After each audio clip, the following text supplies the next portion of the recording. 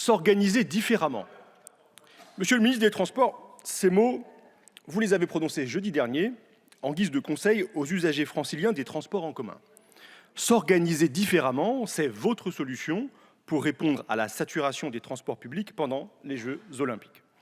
Aussi évident que traverser la rue pour trouver un boulot, aussi simple que la meilleure façon de se payer un costard, c'est de travailler. Décidément, le mépris gouverne en Macronie. S'organiser différemment, pour vous, c'est par exemple se mettre en télétravail, car pour vous, le télétravail est possible.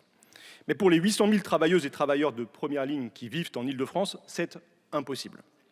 S'organiser différemment, pour vous, c'est par exemple partir en vacances, car vous, l'été, vous partez en vacances. Mais pour les 5 millions de franciliens qui n'en ont pas les moyens, c'est impossible. Alors, que proposez-vous à toutes celles et ceux qui ne sont pas comme vous, monsieur le ministre? Leur préparez-vous un confinement olympique pour l'été 2024? Proposez-vous que ceux qui n'ont que leur travail pour vivre cessent de le faire le temps des compétitions? Suggérez-vous aux franciliens d'arrêter de prendre les transports en commun pour ne pas gêner les touristes?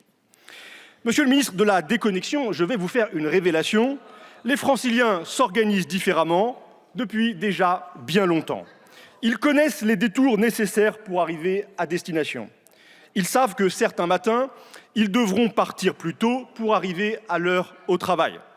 Que certains soirs, ils rentreront trop tard pour coucher leurs enfants. JO ou pas JO, les franciliens qui utilisent les transports en commun vivent déjà la galère au quotidien. À présent, tout le monde en convient. Selon Jean Castex, le réseau est obsolète. Je cite le patron de la RATP, au moins 8 lignes sur 10 ne sont plus en état d'assurer un service public de qualité. D'après IDFM, 1600 missions ont été supprimées en octobre dernier sur le RERC. 5 lignes de métro, le RERB, le RERD, ont affiché un taux de ponctualité inférieur à 85%.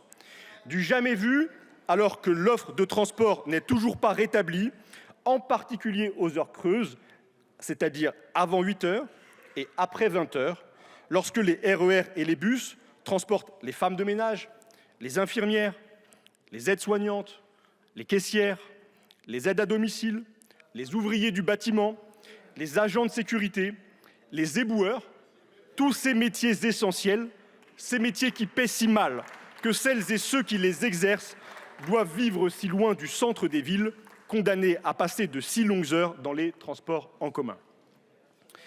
Notre Assemblée pouvait légiférer pour améliorer la vie de ces millions de galériens du quotidien, pour soulager les difficultés de celles et ceux qui ne peuvent plus se payer un plein d'essence à 2 € le litre, pour agir efficacement contre le réchauffement climatique.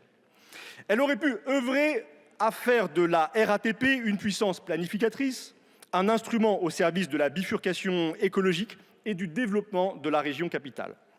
Vous avez fait un autre choix, celui de l'ouverture à la concurrence, c'est-à-dire de la destruction de la RATP, le choix du marché, du désordre, du privé. Nous en connaissons toutes les conséquences. En grande couronne, dont je suis l'élu, l'ouverture à la concurrence produit déjà ses ravages. Commencée en 2021, elle détruit depuis un à un les droits des salariés et pourrit la vie des usagers. Les machinistes du dépôt de Montesson, qui dessert ma circonscription, pourraient vous en parler. Du jour au lendemain, ils ont vu leur prime annuelle d'intéressement supprimée par Keolis. Les Argenteuillais et les Besonnais pourraient vous raconter ces annulations et retards permanents qu'ils subissent impuissants.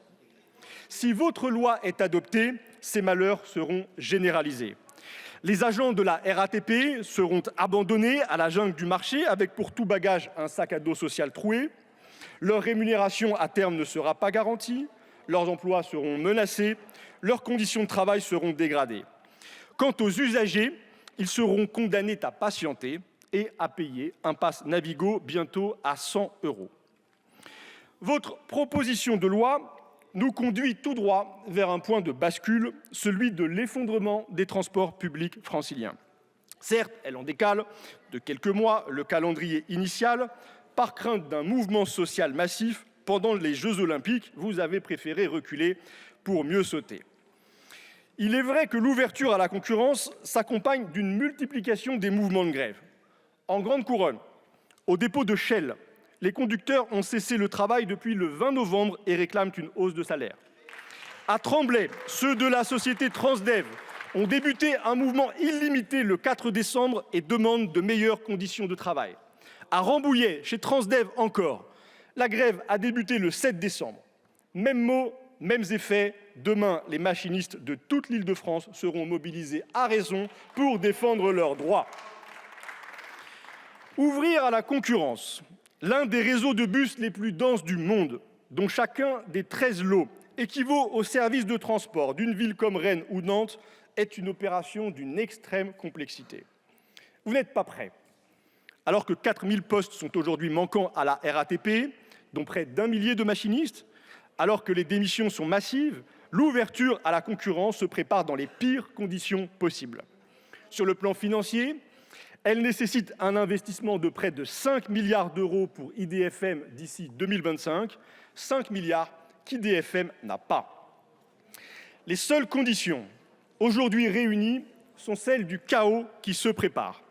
Vous le savez, alors vous bricolez. Cette proposition de loi est le plan de sauvetage momentané d'un petit monde affolé, le reflet d'affrontements de coulisses où chacun s'apprête à rejeter sur l'autre la responsabilité du désastre à venir. Dernier exemple, dans cette version du texte sorti de la CMP, le retour de l'ART. En séance, nous avions supprimé l'article 3, introduit par le Sénat, confiant à l'autorité de régulation des transports la compétence en matière de règlement des différends entre IDFM et la RATP. Pour cause, l'ART n'a aucune compétence en la matière. Monsieur le rapporteur le sait aussi bien que moi. En audition, ses représentants ont insisté pour que cette compétence confiée par le Sénat leur soit retirée. L'ART indiquait n'avoir ni la capacité technique, ni les moyens nécessaires pour assumer cette responsabilité et soulignait que la justice ordinaire pouvait parfaitement traiter ce type de contentieux. Alors, comment comprendre le retour de l'article 3, l'instauration d'une justice d'exception, autrement que par le triomphe des petits arrangements? L'ART a été choisie dans la coulisse par Valérie Pécresse et Jean Castex pour régler leurs futurs différends. Ne pouvant être juges et parties, les parties se sont choisis leurs juges. Tout ça n'est ni fait ni à faire. Cette proposition de loi n'est accompagnée d'aucune étude d'impact, d'aucun avis du Conseil d'État. Elle détermine pourtant l'avenir de 12 millions de Franciliens, le quotidien de ceux qui n'ont que les transports en commun pour aller travailler, la capacité d'adaptation de la région capitale aux conséquences de la crise climatique. Rien n'oblige à l'ouverture à la concurrence, rien, pas même un règlement européen.